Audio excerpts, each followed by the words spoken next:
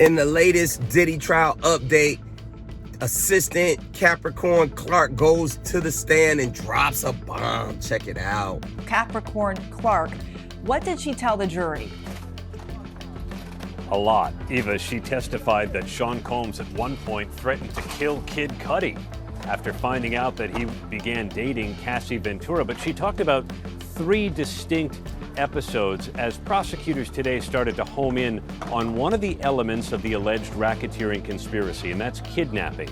Capricorn Clark said in 2004 in New York, she was forced to take a lie detector test for 5 days straight on suspicion of stealing jewelry.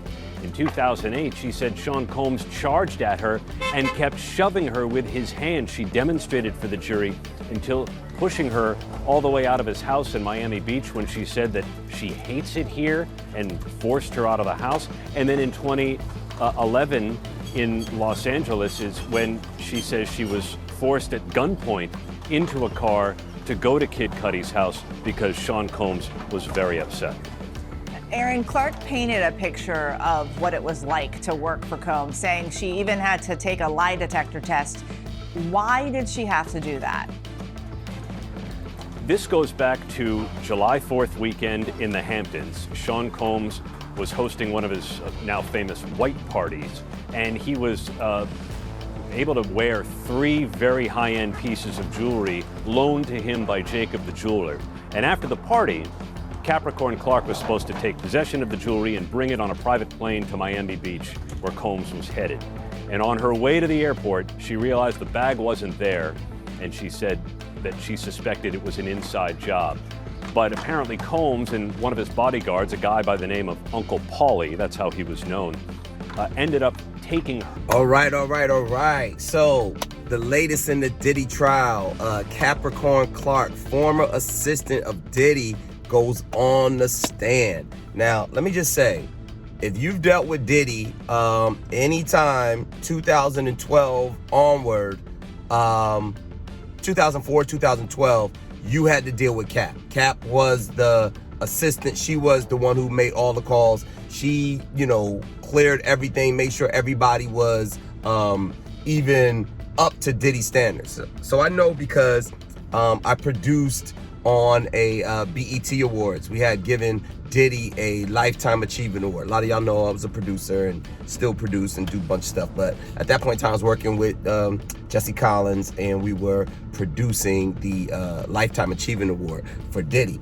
Had to go through Cap. Cap was the one. So she's official in terms of all of her, assistant stuff. So Cap talks about at one point in time being kidnapped by Diddy, held at gunpoint, and brought to Kid Cudi's house. Crazy. So you've heard a little bit about this coming out in Cassie's testimony and Kid Cudi's testimony, but she drops her version and talks about being held at gunpoint and brought over there. So the relationship with her and Diddy, as you can imagine with Diddy, any relationship is going to be strained over time.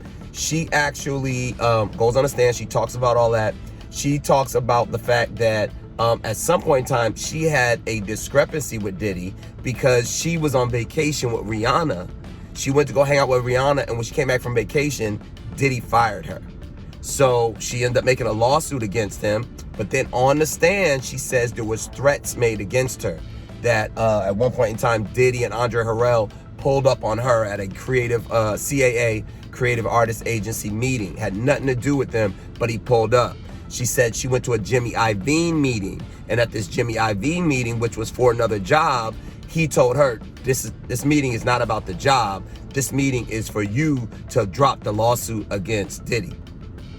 So she made many claims that she couldn't find work anymore, that Diddy was blackballing her, all these different things, which she brought out. She did have a settlement with him. So then the prosecution, who, really used her as a witness to make these points, also, then the defense came. And when the defense came for Diddy, started saying, hey, basically you wanted to be a part of Diddy, and you actually, even after leaving, came back and worked for Diddy again.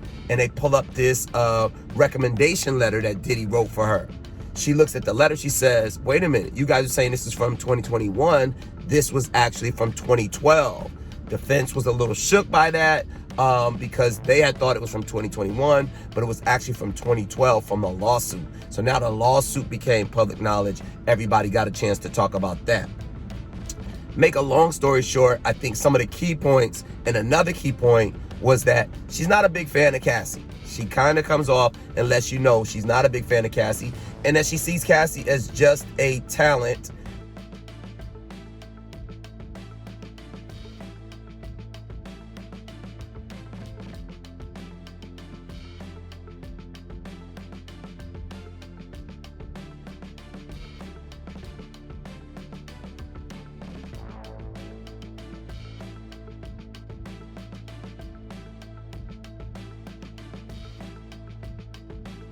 She did have a settlement in 2012, so some of the later stuff she probably doesn't know much, but she knows Diddy, and I can vouch for that because when I worked with him, she was the main point of contact.